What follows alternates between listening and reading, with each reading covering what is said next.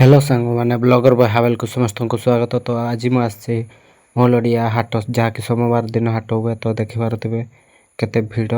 चलतु फास्ट शेष जाए देखिए।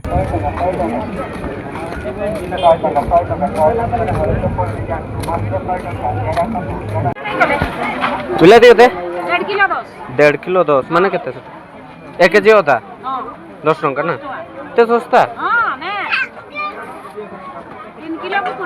आ बैगण मात्र हो नेबा नेबा नेबा नेबा बैगण केते 20 आउ एटा कोन एटा प्याज ये 10 टंका। मका केते मका 20। अच्छा केते 20 आउ ए मटर ना कोन एटा अधिक 20 लंका 120 एटा कोन है बीम्स 40 टंका किलो।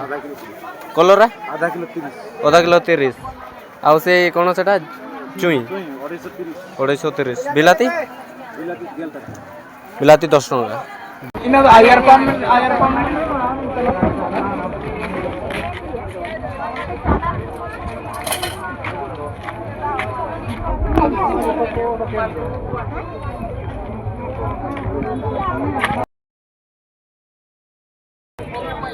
आइसक्रीम